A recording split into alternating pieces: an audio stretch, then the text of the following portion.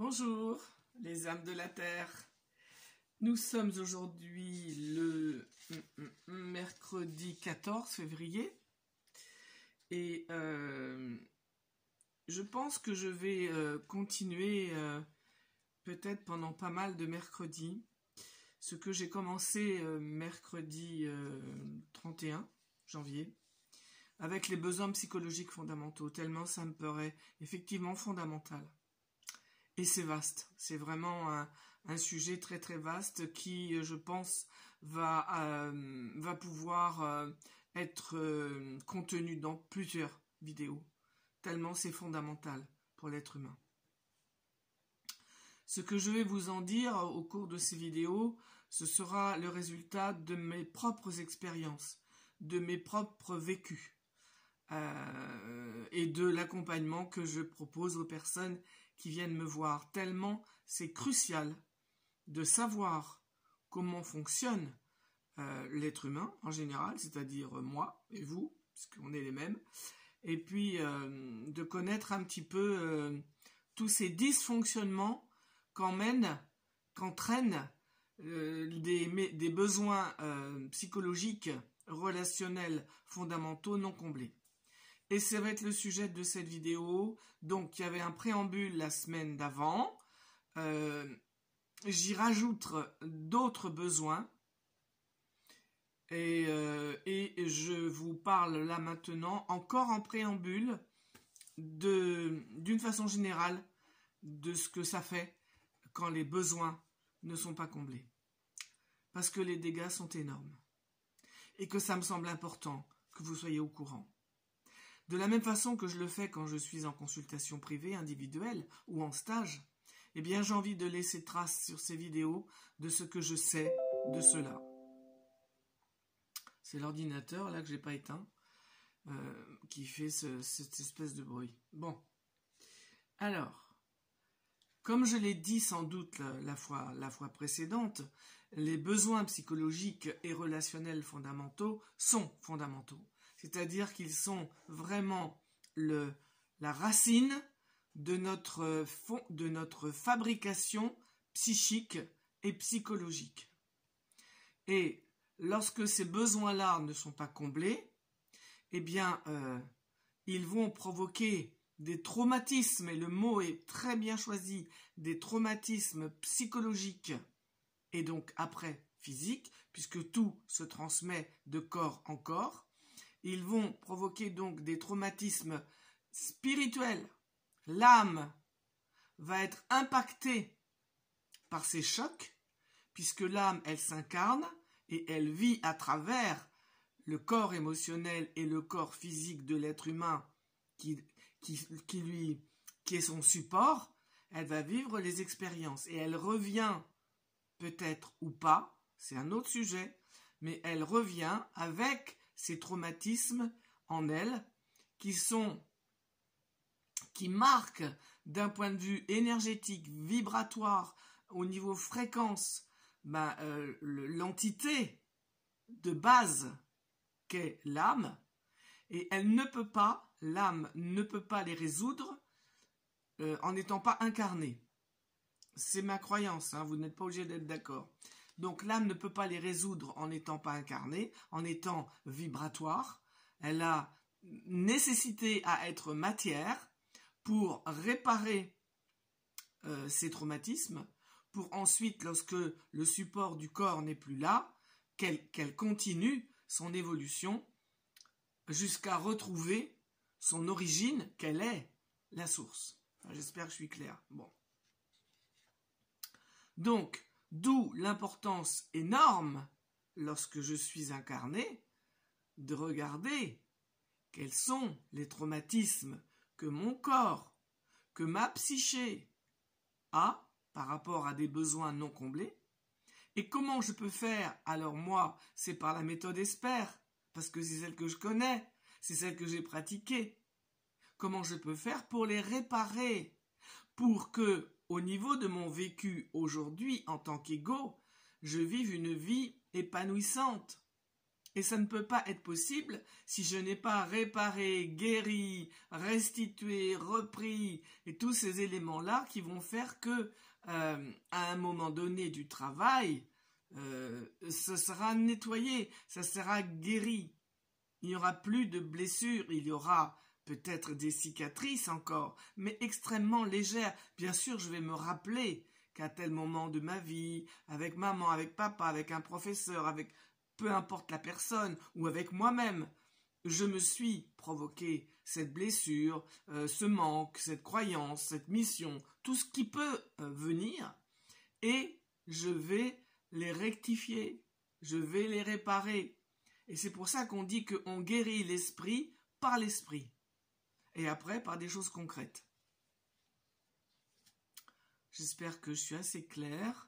Je regarde le temps, ça va, 5 minutes, mais si je dépasse, je dépasserai. Tant pis. Si vous êtes intéressé, vous les regarderez. Si vous n'êtes pas intéressé, vous ne les regarderez pas. Moi, mon but, c'est de les déposer, c'est tout. Et de vous aider si vous venez vers moi. Moi, voilà, je ne viendrai pas vous chercher, hein. C'est vous qui faites ce que vous avez à faire, ce que vous sentez que vous avez à faire. Alors, le problème avec les besoins psychologiques, relationnels, fondamentaux, c'est que comme la majorité des gens ignorent, ne les connaissant pas, comment est-ce possible qu'ils soient conscientisés? Et comment est-ce possible qu'on sache comment ça fonctionne? C'est pas possible. Donc on ne peut pas, et c'est pour ça que ça se perpétue de génération en génération, alors qu'on veut être heureux, alors qu'on veut le bonheur de nos enfants, eh bien, sans le vouloir, et surtout en ne le sachant pas, on reproduit des choses à l'identique depuis des générations. Un besoin psychologique, relationnel, fondamental qui n'est pas comblé par le parent ne sera jamais comblé par la personne lorsqu'elle fera un travail sur elle. C'est-à-dire que, je vais rectifier parce que je crois que je l'ai mal énuméré. Un besoin psychologique fondamental qui n'est pas comblé par les parents lorsque l'enfant est petit, lorsque le parent n'a pas appris à l'enfant à le combler lui-même, l'adulte qui fera un travail sur lui, juste un travail sur lui, en voyant avec l'aide d'un accompagnant le besoin non comblé, en voyant les conséquences de ce besoin-là, un adulte donc ne pourra pas, sauf s'il a réparé, s'il a restitué, s'il a rendu les violences reçues avec les processus de la méthode Esper, moi c'est ceux que je connais, et ne pourra pas non plus sans déjà ça en préalable, et sans se réparer avec des outils qui vont lui permettre d'apprendre ce que petit il n'a pas appris, à combler lui-même ses besoins. Parce que tant que l'être humain n'a pas appris à combler lui-même ses besoins, il va à l'extérieur de lui provoquer justement cette demande, ce besoin. Je ne me suis pas senti écouté quand j'étais petit, ça a provoqué en moi des traumatismes, et j'ai besoin d'être écouté. Mais en même temps, je ne sais pas ce que c'est qu'être écouté, parce que je ne l'ai pas appris, je ne l'ai pas vécu. Donc, je suis dans un dilemme où je vais chercher ailleurs à être écouté, et où, en même temps, je ne vais pas sentir que je suis écouté. Et même, je vais en vouloir à l'autre de m'écouter. Parce que ce n'est pas de lui dont je voulais être écouté au départ. C'est de papa, de maman. Vous comprenez? Mais ça va s'éclaircir peut-être. Donc la base, c'est lorsqu'un besoin psychologique, et il est relationnel, hein, les besoins psychologiques, en fait, il se manifestent par la qualité de la relation.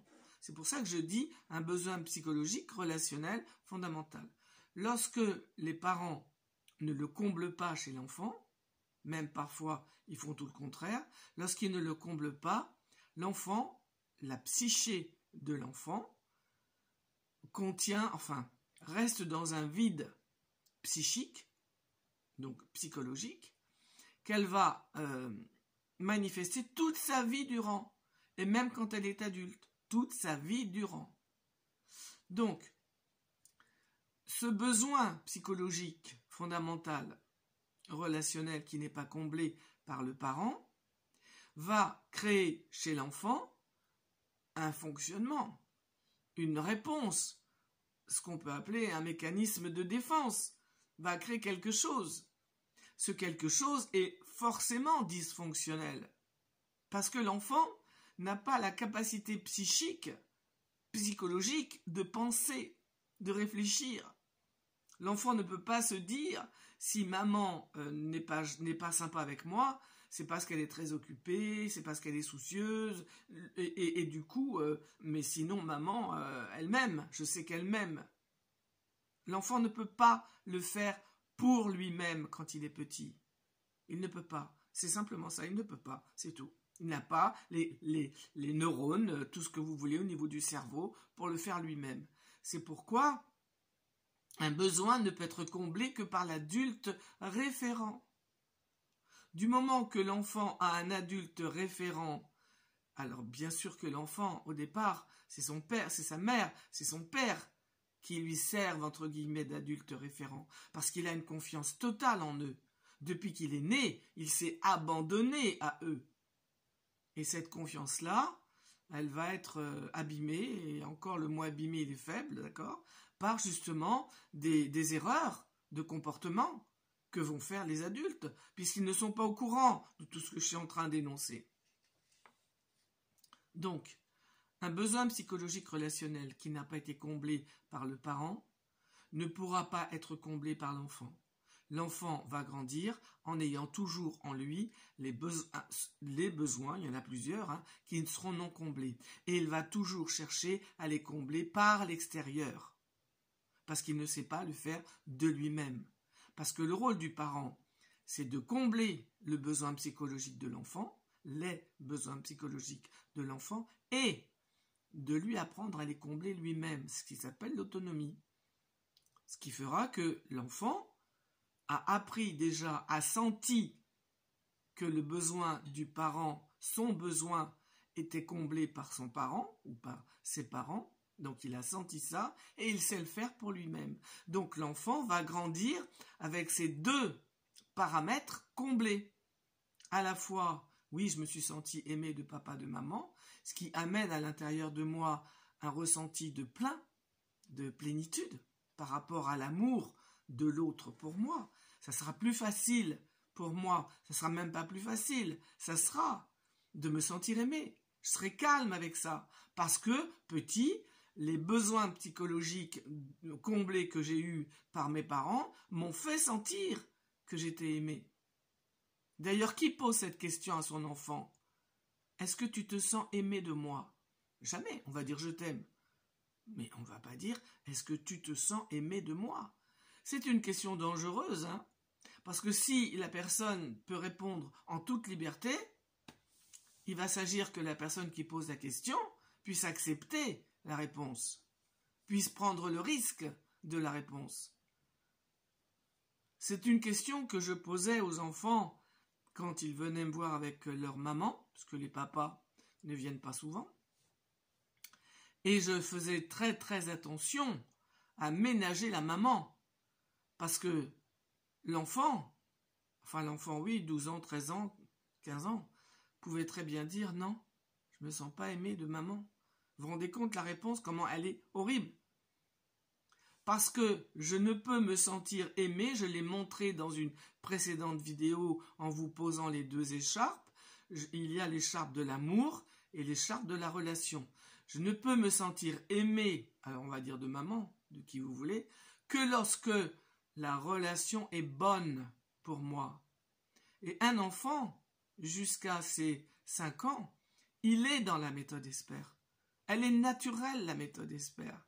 C'est pourquoi, quand on travaille après pour intégrer, ne plus être dans le système SAP, dans l'auto-SAP, ne plus définir tout ce que j'énonce dans les vidéos ESPER, à un moment donné de la mise en pratique, Mais elle est longue, hein, la mise en pratique, parce qu'il est long le chemin pour désapprendre. Donc, à un moment donné, on va se rendre compte que c'est naturel. Aujourd'hui, pour moi, depuis pas mal d'années, fonctionner, on va dire, en méthode expert, ça veut rien dire pour moi. Parce que, et je pense que les personnes qui me côtoient pourraient en témoigner, je suis dans le respect de l'autre, dans l'écoute de l'autre, dans la différence, dans le non-jugement, dans la non-critique, dans la non-définition, dans tout ce que dénonce le système SAP. Mais parce que c'est naturel d'être dans l'amour de l'autre à travers la qualité relationnelle, c'est naturel. C'est propre à l'être humain. Donc je reprends ça. Lorsqu'un besoin psychologique n'a pas été comblé par le parent, l'enfant qui va grandir avec ce manque va sans arrêt chercher à l'extérieur de lui quelque chose qu'il ne pourra jamais ressentir. Jamais. Jamais, c'est comme une passoire, si vous voulez, qu'on a à l'intérieur, où je vais sans arrêt chercher le comblement à l'extérieur de quelque chose qui ne sera jamais repu, rassasié. C'est comme ça que ça fonctionne. Parce que la vraie solution, c'est je sens ce besoin-là comblé par mes parents quand je suis petit, et j'ai appris, petit, à me combler moi-même de mes besoins. Ce qui fera de moi un être humain complet, tranquille, qui ne cherchera plus tellement, qui ne cherchera plus du tout à être dans tu me combles, je vais chercher quelqu'un pour me combler, alors que c'est impossible. Et puis dans un calme, quand on va voir quelqu'un en face de nous qui a ce besoin-là à combler et qui est en demande de nous. Cette connaissance de soi, qu'est-ce qu'elle permet en fait? Elle permet de savoir comment tout le monde dysfonctionne. Comment ça fonctionne en vérité la vie et la psychologie de l'être humain. C'est pourquoi on dit « connais-toi toi-même et tu connaîtras le monde et tu connaîtras la vie et tu connaîtras les dieux ». Mais parce que tout passe par soi. Si je me connais moi, je connais tout le monde. Et ça va amener à l'intérieur de moi une grande indulgence. Parce que je me rappelle comment moi, ça a été pour moi souffrant. Et donc j'ai pas du tout envie de provoquer de la souffrance chez l'autre. Parce que j'ai que de l'amour en moi. Parce qu'en vérité, il n'y a que ça. Il n'y a que de l'amour. Donc, ça c'est dit. Donc voilà comment ça fonctionne, un besoin qui n'est pas comblé. C'est important de bien vous le mettre à l'intérieur de vous pour voir comment ça fonctionne. Donc d'accord, un besoin non comblé par les parents qui ne m'ont pas appris à me sentir écouté, aimer, tous les besoins qu'on va décliner, eh bien, ne peut pas être comblé par l'extérieur. Ça fait une croix dessus, d'accord? Ça ne sera jamais. Ça ne sera que lorsque vous aurez appris vous-même à les combler. Lorsque vous aurez réparé, alors après, c'est les processus experts qui vont permettre de faire ça, avec les personnes tuteurs de ma vie qui ont été absents. Et en apprenant à les combler moi-même avec des outils particuliers que moi j'ai inventés, que moi j'ai créés. Voilà, pour le faire chez moi. Et qu'après, je propose aux personnes qui viennent me voir en consultation ou en stage. Voilà. Donc, c'est pour ça que j'avais noté sur mon papier, le rôle des parents est de combler chez l'enfant les besoins et de lui apprendre à les combler lui-même, que je viens de vous décliner. Adulte, le besoin ne sera jamais satisfait, comblé par l'autre. Jamais. C'est pas la peine de chercher. Il ne le sera que par moi-même. Je viens aussi d'en parler. Alors après, ça continue. Ça continue, les dysfonctionnements vont continuer. Par exemple, on va dire que j'ai besoin d'être écouté. Je ne me suis pas senti écouté. On va en prendre un autre là. Je ne me suis pas senti valorisé. J'ai besoin d'être valorisé quand je suis petit. J'ai besoin de compliments. J'ai besoin qu'on me dise « Oh, dis donc, ouais, c'est bien ce que tu as fait, ton dessin là. » Et là, tu as voulu représenter. Donc, qu'on s'y intéresse. hein, qu'on fasse pas ça d'une façon mécanique. Et là, tu as voulu dessiner quoi? Ah ouais, d'accord. Ah ouais, c'est un avion, d'accord, ok. Ah ouais, oh, mais dis donc, c'est bien, hein. Et alors, ça veut dire quoi, ce dessin? Vous voyez, continue à s'intéresser à l'enfant. Ben, dis donc, c'est bien, hein. Dis donc, je suis étonné. Et que ce soit sincère. Parce que si ça ne l'est pas, l'enfant va le sentir. La plupart du temps, c'est pas ça qu'on fait, ou on le fait de trop, et c'est pas bon parce que l'enfant le sent, ou on ne le fait pas. La plupart du temps, on ne le fait pas. On dira, oh, t'aurais pu faire mieux, hein. Donc, lorsqu'on ne le fait pas en tant que parent, l'enfant va le sentir à l'intérieur de lui que ce besoin d'être valorisé n'est pas là.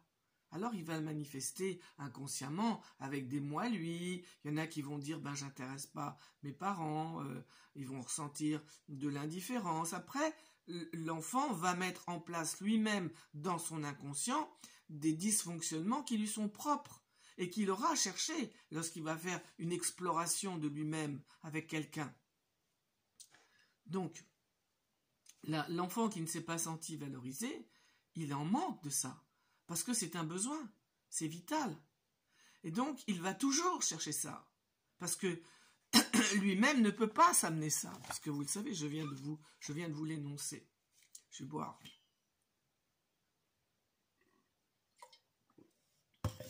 Donc, l'enfant qui a grandi, il a encore ça en lui tout le temps. Donc, on est d'accord? Parce que c'est très particulier le fonctionnement de l'inconscient, qui est un ami. Hein. Donc, l'enfant veut être valorisé, il en a besoin. Donc l'enfant est devenu adulte, on va dire. Hein, et il a traîné toute sa vie ce truc-là qui est j'ai besoin d'être valorisé. Parce qu'il ne l'a pas été petit. Mais en fait, l'enfant, il ne connaît pas, comment je vais dire, il ne connaît pas le ressenti tranquille qu'est d'être valorisé. En vérité, c'est tranquille. Si je suis petit et que je montre un dessin à papa ou à maman et qu'on me dit ah, dis donc c'est bien, ouais, tu te débrouilles bien quand même, tu as bien dessiné ça. Bon ça peut-être que tu auras peut-être à le faire autrement, mais dis donc, ouais, c'est bien. Vous voyez, il s'agit d'être juste dans l'estime de l'enfant. Si l'enfant ça il ne l'a pas eu, il ne connaît pas ça. Il ne sait pas ce que c'est. Il ne sait pas ce que c'est que de se ressentir bien avec ça. Lui ce qu'il sait, c'est de se sentir mal avec la non-valorisation. D'accord? J'espère que vous me suivez. Il sait ce que c'est que de se sentir mal avec la non-valorisation. Il ne sait pas, il ne connaît pas l'expérience d'être tranquille, d'être bien, d'être fier de soi avec la valorisation. Mais comme ça lui manque, comme c'est vital, il va chercher ça partout. Mais il ne va pas le trouver. Parce que même s'il le trouve, ça ne le comblera pas. Pourquoi? Parce qu'il ne sait pas ce que c'est. À l'intérieur de lui, il ne sait pas ce que c'est comme ressenti. Il ne peut pas l'inventer. Il ne sait pas ce que c'est. Par contre, il sait ce que c'est que de ne pas être valorisé. Et donc, ce que ça peut faire, c'est qu'il peut en vouloir à la personne qu'il valorise. Parce qu'elle le valorise. Mais parce qu'il ne sait pas ce que c'est que d'être valorisé. Donc lui, il veut ça, voyez, il le veut, il en a besoin, mais comme il ne sait pas ce que c'est le ressenti d'avoir cette valeur, cette valorisation, eh bien, il ne va pas pouvoir la recevoir. Il ne peut pas. Vous vous rendez compte? C'est vraiment un drame. C'est le drame de nos vies. Il ne peut pas le recevoir. Donc en fait, il va le chercher partout. Il va même provoquer une relation dans laquelle la personne, elle risque de lui amener cette valorisation et il va saper la relation parce que la personne le valorise et que lui, ne sachant pas le combler lui-même, il va saper les compliments de la personne pour pouvoir vivre ce que lui connaît, ce qu'il ne veut pas, d'accord? Il ne veut pas être dévalorisé. Il a besoin d'être valorisé, mais ne connaissant pas le ressenti de calme, de comblement que cela fait, il va chercher toujours à reproduire ce qu'il connaît. Il va chercher toujours à reproduire ce qu'il connaît, même si c'est souffrant. C'est le drame. de l'être humain. Donc, il va même aller jusqu'à provoquer chez la personne un comportement qui va être non valorisant pour pouvoir fonctionner comme ce qu'il connaît. En fait, on s'est enfermé dans un système vicieux, pervers, qu'on ne voit pas, qu'on ne veut pas, mais qui est plus fort que nous, parce qu'il s'est fiché dans l'inconscient comme un mécanisme irrémédiable, comme un truc qui est là et qui ne changera pas et qui se reproduit, se reproduit, se reproduit. Tant que la personne n'a pas mis à jour l'origine de ce manque de comblement, de ce que ça fait comme traumatisme chez elle, parce que chaque personne est différente.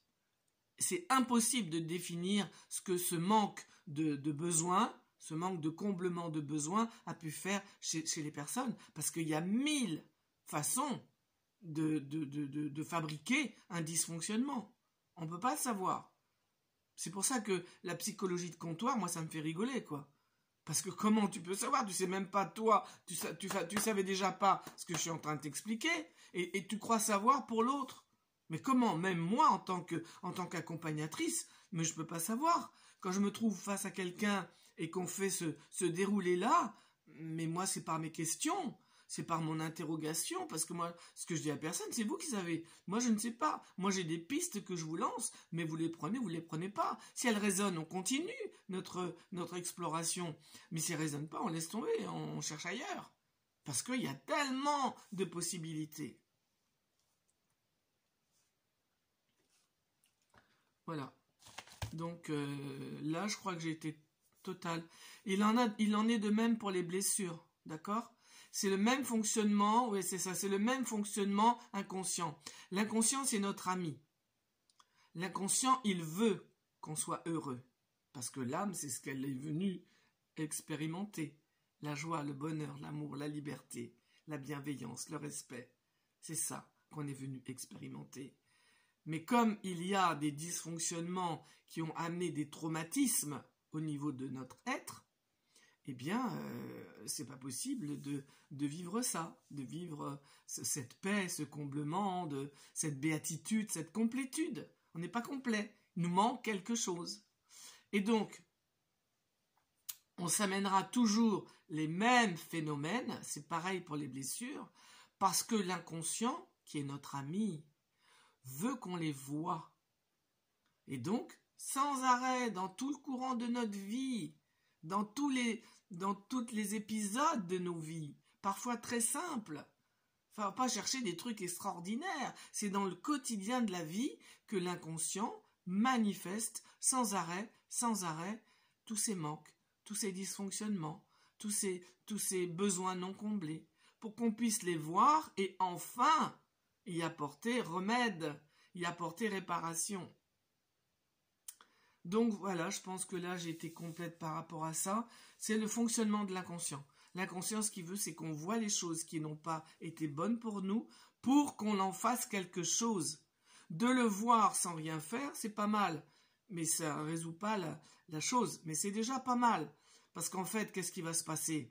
À partir du moment où on fait une exploration, une introspection avec quelqu'un, parce que tout seul on ne peut pas y aller. On ne peut pas aller là où ça va faire très très mal.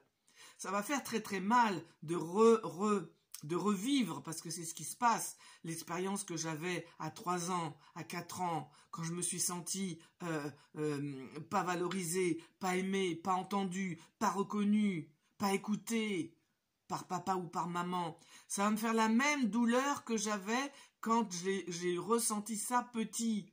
Et du coup, ça va être très douloureux. Donc oui, c'est très douloureux de faire un travail d'introspection réussi. C'est comme un rayon laser, hein, c'est boum. Mais en même temps, ça délivre.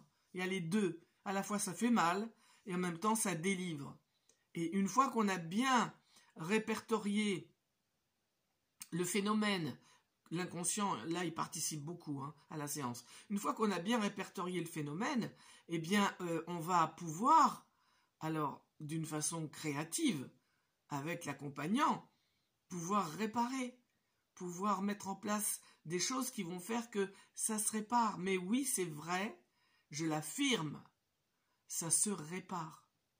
Et l'être humain, quelque âge qu'il est, peu importe, il n'y a pas d'âge pour être heureux, l'être humain peut rapidement recouvrer, retrouver le diamant qu'il est, le diamant en tant qu'ego qu'il a à aimer, et le diamant en tant qu'âme, car il aura une relation intime avec l'âme qui est là, un dialogue intime avec l'âme qui est là, qui viendra lui dire les choses de sa vie, qui viendra lui donner des réponses à des questionnements humains, à des questionnements de l'ego. C'est un très beau voyage qui est proposé à l'individu, à la personne qui a envie de savoir qui elle est en tant qu'ego, vraiment, et qui elle est en tant qu'âme, en tant que divin, vraiment. Voilà. Et puisqu'aujourd'hui c'est la Saint-Valentin, c'est pas le genre de truc moi qui me branche. Toutes les fêtes ne me branchent pas parce que moi ce qui m'intéresse c'est la fête tous les jours. Voilà. Si je peux dire tous les jours à quelqu'un que je l'aime et qu'il est important pour moi, c'est bien quoi. C'est pas besoin de la Saint-Valentin. Mais il y a la Saint-Valentin qui peut être un rappel pour nous à nous aimer vraiment. Je vous propose, même si vous ne le sentez pas, on reviendra là-dessus, que le parcours va être difficile après pour se réparer. Mais même si vous ne le sentez pas, c'est la Saint-Valentin, c'est la fête des amoureux, je vous propose de passer dans votre salle de bain ou de prendre un miroir, de vous regarder et de vous dire « Bonjour, toi, tu sais, je t'aime. Je sais, je m'aime, comme je m'aime. » De vous dire ça aujourd'hui, je m'aime. De vous le répéter de temps en temps. En prenant votre café, vous pourrez vous dire « Oh là là, je m'aime en buvant ce café. Je m'aime en regardant ce film. Je m'aime en lisant. Je m'aime en ne faisant rien. Je m'aime. » Que la Saint-Valentin aujourd'hui soit votre Saint-Valentin. Et ensuite, elle sera la Saint-Valentin pour l'autre. Soyez-en certains. À bientôt. Au revoir.